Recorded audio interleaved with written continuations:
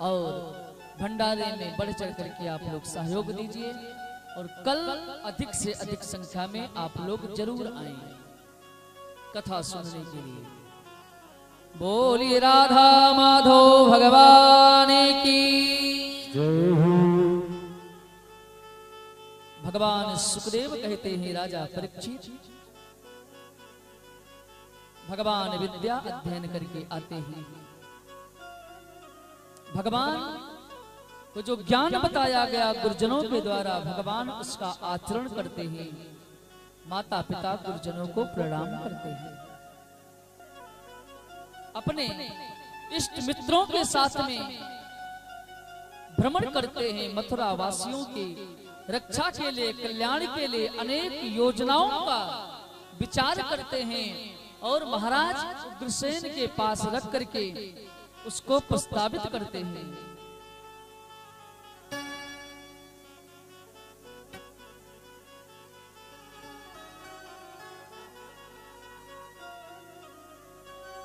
भैया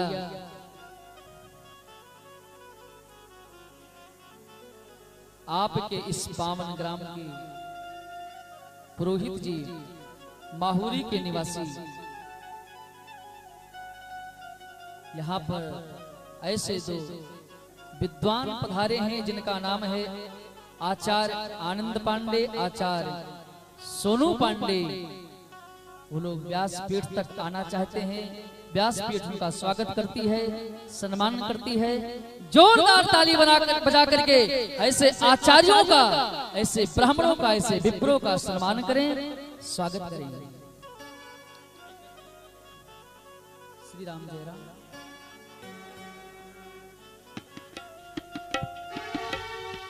श्री राम जय राम जय जय राम। श्री राम जय राम जय राम। श्री राम जय राम जय जय राम। श्री राम जय राम जय जय राम। श्री राम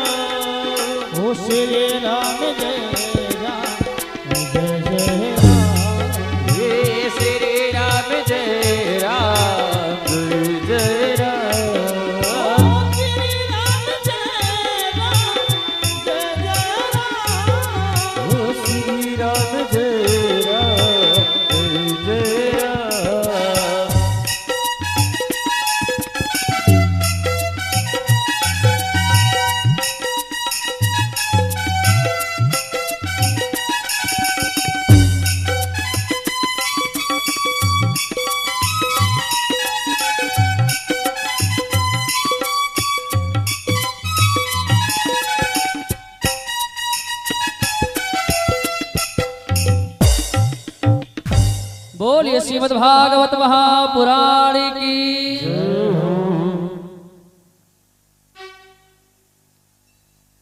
आज आपके इस क्षेत्र के परम विद्वानों का आशीर्वाद व्यासपीठ को प्राप्त हुआ। ये हमारा सौभाग्य है कि समय निकाल करके आकर के आशीर्वाद हमको प्रदान किया। व्यासपीठ बहुत बहुत धन्यवाद देती है, आपको वंदन करती है। और प्यारे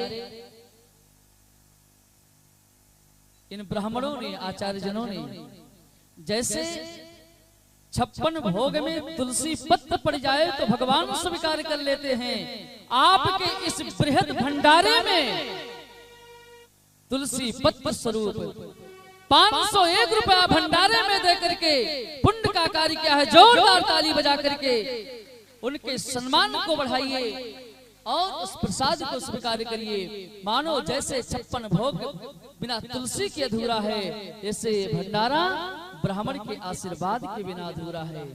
प्यारे ऐसे भूमि पे आप हैं, ब्राह्मण देवता आशीर्वाद लेने स्वयं चले आते हैं।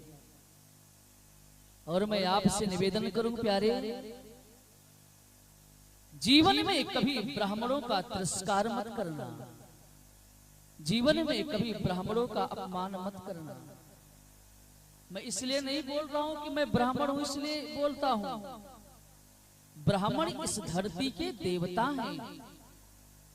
भगवान दो ही तरह से प्रसन्न होते हैं। भगवान दो ही तरह से प्रसन्न होते हैं। कौन कौन से? एक तो जब हम अग्नि में स्वाहा बोलते हैं तब उनको भोजन मिलता है, तब वो तृप्त होते हैं। और दूसरे जब हम किसी ब्राह्मण को भोजन कराते हैं, भोजन करा करके उसको तृप्त करते हैं, तब भगवान प्रसन्न होते हैं। क्योंकि भगवान अग्नि और ब्राह्मण देवता भगवान के मुख से प्रकट हुए हैं। ब्राह्मण सम्मुखमासीत् बाहु राजन जयः कृतः, मुख से प्रकट हुए हैं। आनल अनल अम्बुपत जीहा, भगवान अग्निदेव मुख से प्रकट हुए हैं। इसलिए भगवान को प्रसन्न करना है तो अच्छे से पूजा करिए, अच्छे से कथा सुनिए, अच्छे से दर्शन करिए, यात्रा करिए। लेकिन जब हवन का बात आवे तो अच्छे से हवन करिए समय के अनुकूल, और ब्राह्मण भोज का बात आवे तो अच्छे से भोजन कराइए, उनको सम्मान करिए। बोलिए श्रीमद् भागवत महापुराण की जय हो। तो मैं आप लोगों से निवेदन कर रहा था कि भगवान विद्या अध्ययन करके आते हैं मथुरा में, हर एक कार्य को अपने अनुकूल करते हैं। लेकिन कन्हैया जब एकांत में होते हैं तो ब्रज को याद करके रो लेते हैं। भगवान जब एकांत में होते हैं तो ब्रज को याद करके रो लेते हैं। भगवान के सामने मथुरा में 56 भोग आता है, लेकिन भगवान उस 56 भोग में माखन मिश्री ढूंढते रहते हैं, मैया यशोदा के हाथ का प्रेम ढूंढते रहते हैं, गोपिकाओं के भाव को ढूंढते रहते हैं।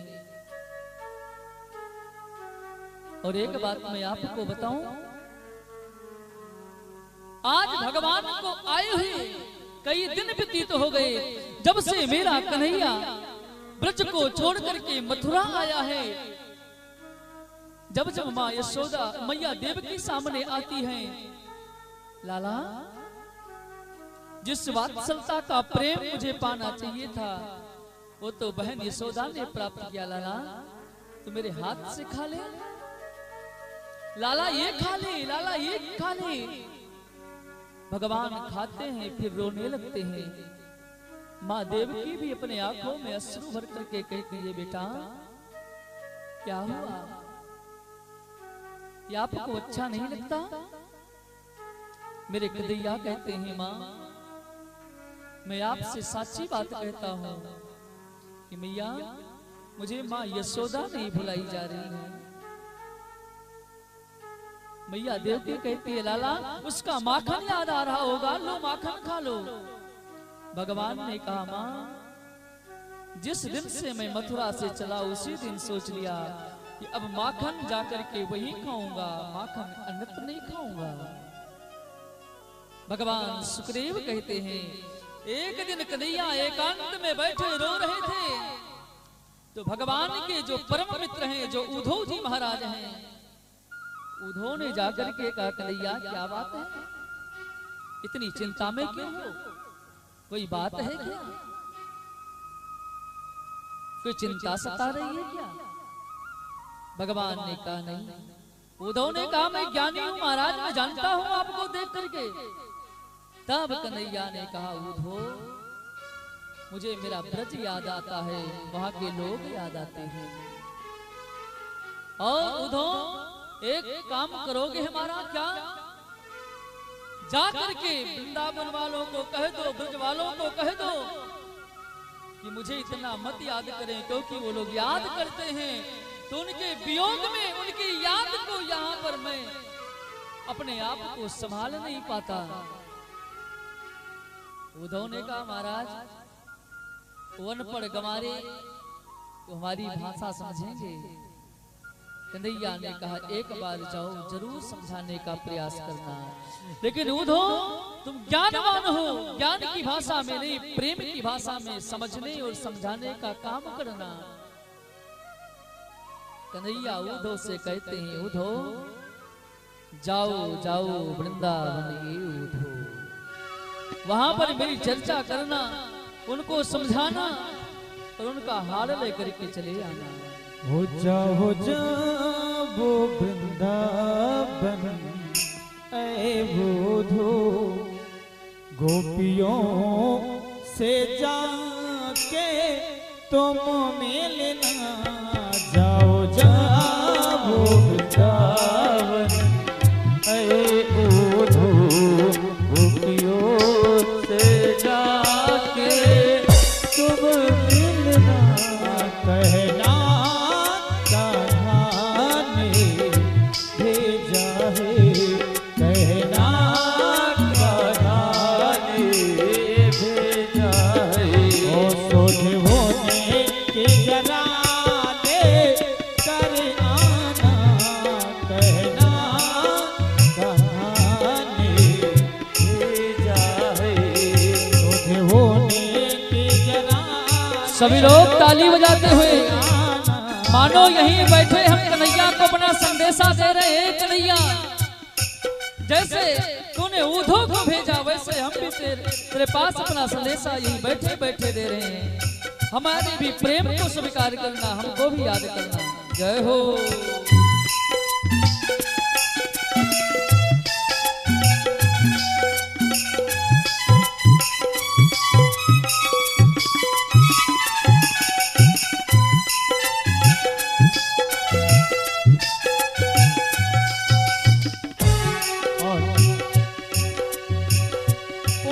समझाना कि मुझको ना याद करे, एक छलिया के लिए वक्त न बर्बाद करे। उन्हें समझाना कि मुझको ना याद करे, एक छलिया के लिए वक्त न बर्बाद करे। ओ उन्हें समझाना कि अब मुझको ना याद करे, छलिया के लिए वक्त न बर्बाद करे। एक छलिया के लिए वक्त न बर्बाद करे। फिर वो क्या कहेगी है उद्धव, फिर वो क्या कहेगी है उनकी बात हमसे तुम आ कहना।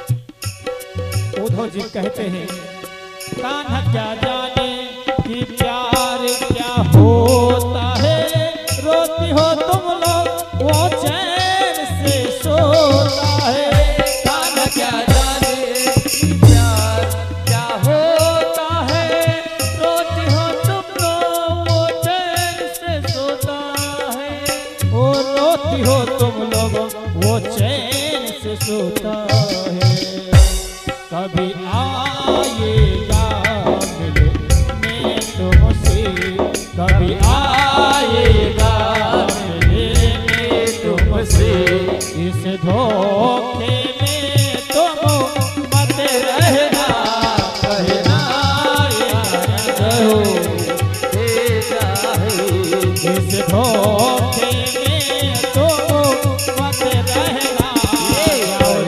जाओ गोपियों से जाके तुम मिलना।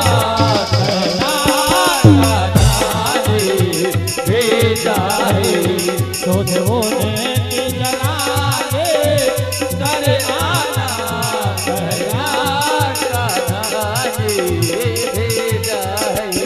सोधो ने की जला दे कर आना।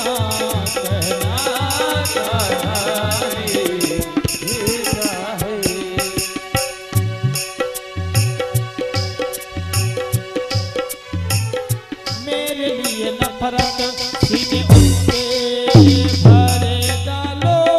बेवफा खाना ये साबित तुम कर डालो। मेरे लिए नफरत सीने में के भरे डालो। बेवफा खाना है ये साबित तुम कर डालो। बेवफा खाना ये साबित तुम कर डालो। परदेश की प्रीत में पागल हो। परदेश की प्रीत में पागल हो। क्यों देखती हो ऐसा सपना। जाओ गोपियों से तो जा मिलना।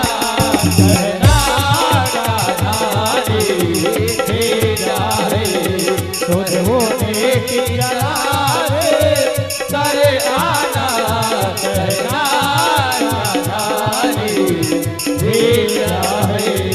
सोधो ने की जला ले करे आना।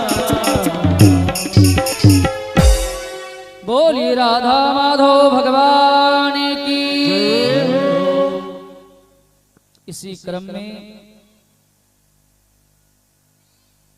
आपके क्षेत्र के निवासी सालिमपुर की निवासी चमचम देवी, जिनके पति नीरज कुमार बाबूजी हैं, व्यास पीठ को उन्होंने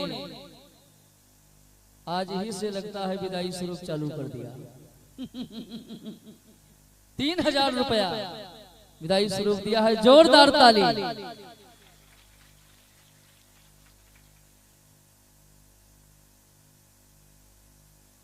एक बात मैं आपको बताऊं, सच्ची बात बताता हूं। जब मैं आपके नरहर बिगहा का कार्यक्रम लिया तो अपने मन में मैं सोच रहा था क्या लोग मुझे सुनने के लिए वहां पर आएंगे कि नहीं आएंगे। न जाने हमारी बातें समझ पाए कि ना समझ पाए।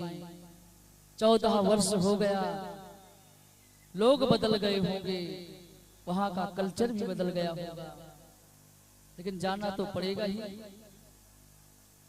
लेकिन मेरे भाई बहन, आप लोगों ने जो प्रेम दिया है यहाँ पर, आप लोगों ने जो सम्मान दिया है यहाँ पर, शायद आपके प्रेम को भूल नहीं पाएंगे, आपके सम्मान को भूल नहीं पाएंगे।